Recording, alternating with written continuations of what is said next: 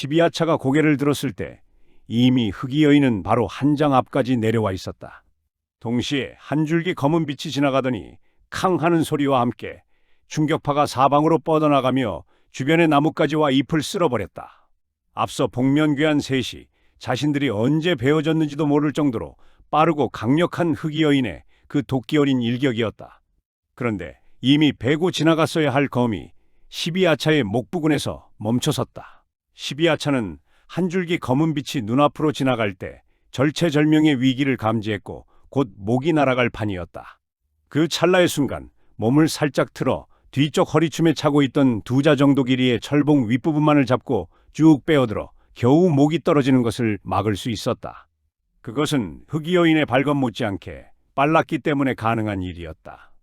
흩날렸던 흙먼지가 가라앉을 때까지 두 사람은 서로 검과 철봉을 맞대고 그대로 굳어버린 듯 서 있었다. 아주 조금의 정막이 흐른 후 먼저 움직인 것은 흑이 여인이었다.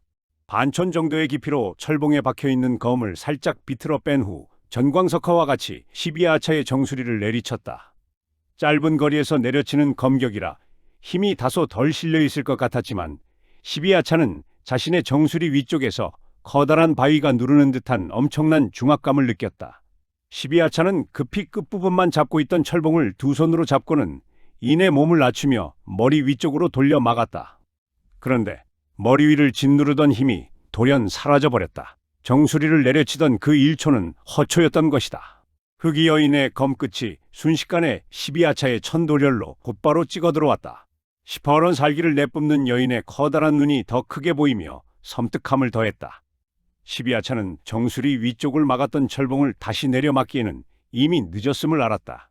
그래서 피함과 동시에 검의 힘이 미치는 범위 밖으로 일단 빠져나오기 위해 뒤쪽으로 빠르게 경공을 전개했다. 그러나 흑이 여인의 경공 또한 결코 만만한 것이 아니었다. 뒤쪽으로 빠르게 빠지고 있는 내내 검끝이 여전히 같은 간격으로 유지된 채 따라왔다. 더군다나 좌우 양쪽으로 검기가 흘러나오고 있어 섣불리 몸을 틀어 옆으로 피하려 했다가는 목이 관통될 것이 분명했다. 이러지도 저러지도 못하고 있는 사이 흑이 여인의 검끝이 점점 가까워졌다. 조금만 멈칫해도 목이 관통될 그 순간 12하차는 속도를 줄이지 않은 채로 돌연 허리를 뒤쪽으로 꺾어 흑이 여인의 청룡혈을 노리고 발을 차올렸다. 그 1초는 흑이 여인이 12하차의 목을 겨냥하고 찔러 들어간 검을 급히 거두어 들여야 할 만큼 빠르고 정확한 구명절초였다. 흑이 여인은 재빨리 팔을 비틀어 검을 거두어 들이나 싶더니 이내 몸을 한 바퀴 돌린 후 12하차의 허리를 맹렬히 베어 들어갔다. 다소 무거워 보이는 철봉이었지만 12하차는 마치 나무작대기 다루듯 가볍게 휘둘러 막았다. 12하차의 허리를 파고든 검이 철봉에 막히자 곧바로 무서운 속도의 20여 초가 순식간에 이어졌다. 모든 초식이 하나같이 살수였다. 흑이 여인의 검술이 초식을 더해갈수록 점점 더 빨라졌다. 마치 한 마리의 흑사가 혀를 날름거리며 춤을 추는 것 같이 보였다. 미친 듯이 춤을 추던 흑사가 달빛에 노출되자 그 모습을 드러냈다. 검신이 구불구불하게 생긴 것이 아주 특이한 모양을 하고 있었다. 이러한 검신의 형태는 사곡검이라 하여 좀처럼 보기 드문 것으로 먼 옛날 신라시대에 잠시 제작되던 형태였고 주류도 아니어서 이후의 검의 형태에서는 완전히 사라져버렸었다. 그리고 흑이 여인의 구불구불한 검신보다 더 특이한 것은 검신의 색이 그림자보다 더 검은색을 띠고 있어 달빛이 들지 않는 곳에서는 흑사 한 마리를 들고 휘두른다는 착각을 불러일으키기에 충분했다. 12하차는 막아내는데 급급했고 계속 뒷걸음질 치며 밀리고 있었다. 그런데 순간 12하차가 작은 눈을 번쩍 뜨며 끊임없이 이어지던 흑이 여인의 검격 사이로 미간을 향해 철봉을 쭉 뻗어넣었다. 흑이 여인은 눈앞으로 묵직한 기운이 엄습했지만 내심 쾌재를 불렀다. 12하차의 철봉을 든 오른팔에 생긴 빈틈 때문이었다. 여인은 자신의 미간으로 향하는 철봉의 끝을 을자 형태로 전개되는 특이한 신법으로 그대로 흘려보낸 후 손을 뒤집어 밑에서 위로 베어 들어갔다. 12하차의 팔을 끊어버릴 생각이었던 것이다. 그러나 미간을 노렸던 12하차의 1초는 허초였다. 일순간 눈앞으로 엄습하던 기운이 온데간데 없이 사라져버리고 대신 아래쪽으로부터 숨막히는 장풍이 와닿고 있었다. 12제의 팔을 끊기 위해 베어 들어간 검을 거두어 들이기에는 너무 늦었고 그렇다고 왼손이 막아낼 수도 없는 각도였다. 12아차의 얼굴에 회심의 미소가 스쳐 지나가는 것이 시야에 들어왔다. 흑이 여인은 돌연 어금니를 꽉 깨물고는 왼손에 들고 있던 검집을 손목을 이용해 자신의 옆구리 쪽으로 던지고 동시에 몸을 살짝 비틀었다. 12아차의 장력이 허리보다 약간 위쪽을 강타했다. 흑이 여인은 강타된 장력으로 인해 5보 정도를 날아가 2바퀴 반을 구르고는 멈추었다. 서서히 일어서며 운기를 해보니 다행히 내상을 입지는 않았지만 오른쪽 늑골 하나가 찌릿했다. 아마도 금이 간 모양이었다. 12아차가 공격을 이어오지는 않았다. 크크크, 검집을 던져 막을 줄이야. 크크크, 검집이 아주 튼튼하구나. 흑이 여인은 수년을 함께 다녔던 5 흑이자가 일순간에 12아차에게 당하는 것을 본 후 크고 작은 대결에서 경험 많은 그였으나 비록 얼굴은 냉철했지만 마음은 이미 평정심을 잃고 있었다. 그래서 12아차의 출중한 실력 때문이기도 했으나 무엇보다 팔을 잘라버리려는 욕심에 허초를 대비하지 못하였다. 흑이 여인은 자신에게 생긴 틈을 메울 방법이 없었다. 그래서 12아차의 일장을 몸으로 받아내기로 작심하고는 검집을 자신의 몸쪽으로 던져 그 충격을 줄이려 했던 것이다. 흑이 여인은 12아차를 똑바로 쳐다보며 말했다. 웃지 않는 것이 좋을 것이다. 금방 후회하게 될 테니까. 여름밤의 한 줄기 시원한 바람이 숲속의 긴장감을 더해가고 있었다.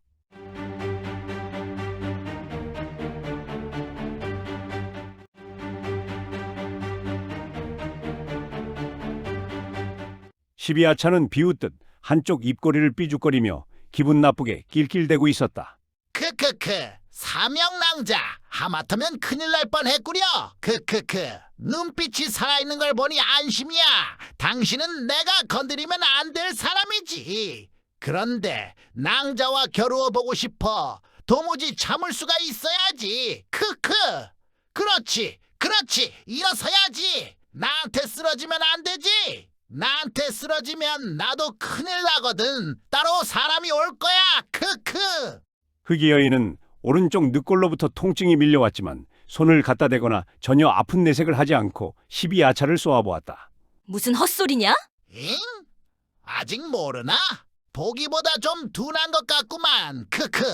세상이 바뀌었지 않나? 세상이 송구영신이라. 옛것을 보내고 새것을 맞이한다. 옛것을 보내긴 보내는데 어디로 보낼 것 같나? 바로 저승이지. 크크크. 고려에서 추방된 것 때문에 앙심을 품은 것이냐? 크크크, 사명낭자. 아무리 우리가 중방에 뒤치다거리나 하고 있었다지만 너무 하대하는 거 아닌가? 설마 우리가 추방 따위를 겁을 낼까? 크크크. 높으신 분을 모셨으면서 이리도 정치를 몰라서야 쯧쯧. 누구의 사주를 받은 것이냐? 크크크. 내 여태껏 사람을 죽이면서 이유 따위를 말해주지 않았지만 삼령, 당신에게만큼은 특별히 말을 해주지.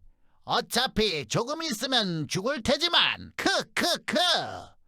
날이 밝기 전에 너희 암령조는 세상에서 사라질 거야. 흑이 여인은 잠깐 놀란 듯 했지만 다시 냉랭한 음성으로 말했다. 너야말로 우리를 얕보고 있구나. 나도 너에게 굳이 질 것 같지는 않지만 내 사형 2분에게 너희들이 사람을 보냈다면 아마 가루가 되었을 것이다. 그 2분은 경지가 다른 분들이다. 12아차에게 사명이라고 불리는 흑이 여인은 도방 내에서도 극히 비밀스러운 호위 조직인 암용조였다. 공식적으로 등재되지는 않았지만 3명의 조장 밑으로 16명의 수하를 두고 경장군이 어디를 가든 그림자처럼 호위하였다. 흑이 여인은 그 3명의 조장 중 1명이며 나머지 조장 2명은 흑이 여인의 사형으로 도방은 물론 중방의 어느 누구도 이들의 실명을 알지 못하여 단지 이영, 이영, 사명으로 불렀다. 사명은 한사평이라는 상장군의 무남 동료로 경대승의 아버지 경진과는 오래전부터 친분이 두터워 왕래가 잦았는데 어려서부터 경대승을 친 오라비처럼 따랐었다. 그런데 어느 날 금과의 화친에 반대하고 북벌을 주장하던 세력의 중심에 있던 사명의 아버지가 집안의 모든 식솔들과 함께 의문의 자객들에게 죽임을 당하고 집이 불태워지는 일이 벌어졌다. 절체절명의 위기였지만 혼란한 틈을 탄 한 가신에 의해 겨우 구해져 목숨을 부지할 수 있었다. 이후 그 가신은 사명을 데리고 경진의 집으로 가서 몸을 의탁하였으나 한 달도 되지 않아 한사평이 모반에 누명까지 쓰고 부관 참시되는 것을 본 경진이 가신의 목을 베고 사명은 멀리 선주에 있는 납석사로 보내버렸다. 그 일이 있은 후로부터 15년 뒤 사명을 잊지 않고 있던 경대승은 직접 납석사로 내려가 당시 사명에게 글과 무예를 가르치던 납석사의 주지 영안대사에게 끈질기게 양해를 구한 후 다시 데려왔다. 그런데 물론 경대승의 간곡한 요청도 있었지만 일찌감치 젊은 장수의 됨됨이에 매료된 명안대사가 사명과 함께 자신에게서 글과 무예를 배우던 제자 2명을 같이 보내게 되었던 것이다. 12야차가 누런 이빨을 드러내고는 한참을 낄낄대다가 말했다. 사명, 아주 자신감이 넘치는구만. 두 녀석의 실력이 출중하긴 하지. 그런데 이를 어쩌나? 우리 구영과 시평이 직접 고려로 들어왔어. 너의 그 두 사형을 제거하기 위해서 말이지. 크크크. 구영과 시평은 또 누구냐? 도대체 너희의 정체가 무엇이냐?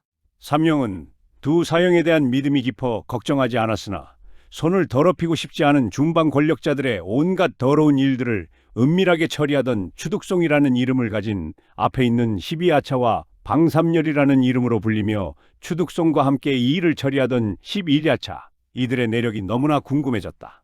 12야차, 이자와 방삼열 말고도 또 있었나? 그것도 고려 밖에서. 크크크. 세상에 우리에 대해 아는 자는 없지. 왜 그럴까? 크크크. 우리에 대해 아는 자, 알아내려 하는 자 모두 죽였기 때문이지. 너도 곧 그렇게 될 거야. 왜? 내가 네 녀석과 11형, 그리고 방금 말한 구영과 시평의 존재를 알았기 때문에? 크크크.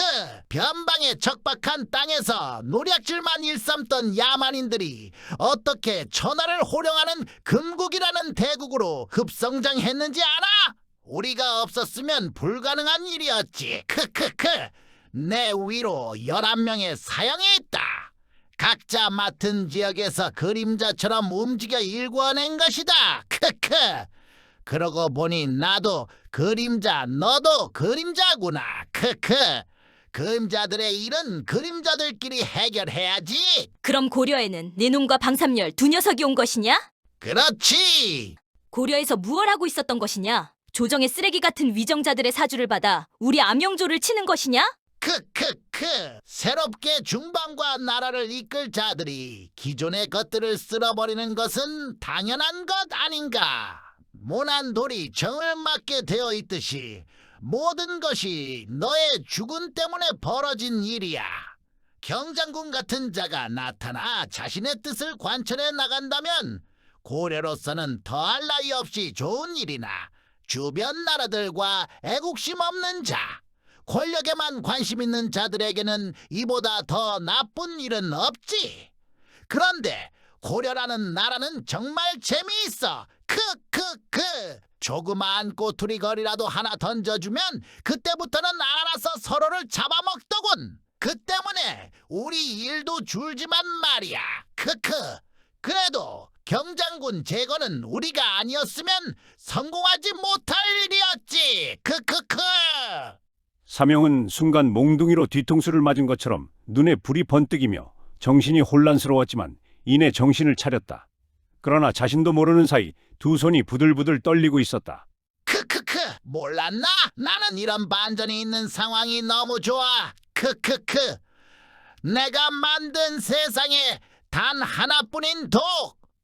어느 작은 마을에 있는 우물에 정확히 5방울을 떨어뜨리고 열흘 후에 갔더니 마을 사람 모두 눈을 허옇게 뜨고 죽어있더군. 크크.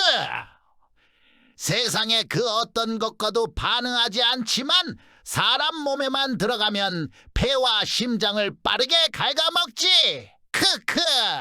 그런데 어떤 덜 떨어진 놈 하나가 경장군이 죽기 이틀 전에 담을 넘었더군. 그 덜 떨어진 놈이 다 덮어쓰는 상황이 상당히 재미있지만 그래선 안 되지. 이제껏 내가 했던 노력이 아무것도 아닌 것이 되어버리잖아. 내일이면 모든 수색과 조사가 중단되고 아무 일 없었다는 듯 평소처럼 성문이 다시 열릴 것이야. 그리고 경장군은 아마 지병이 악화되었었다지. 크크크. 그럼 단순 병사로 처리된단 말이냐? 크크. 그건 높은 분들이 알아서들 할 일이고 나야 뭐 귀띔을 조금 해준 것뿐이지. 크크크. 시비아차는 지금 이 상황이 너무나 재미있는 듯 연신 낄낄거렸다. 그러다 일순간 웃음기가 싹 가신 얼굴로 작은 눈을 치켜뜨며 말했다. 그런데 말이야, 사명낭자. 지금 그건 중요한 게 아니야. 고려의 권력이 누구한테 가건 누가 죽건 살건 사실 전혀 관심 없단 말이지. 크크크.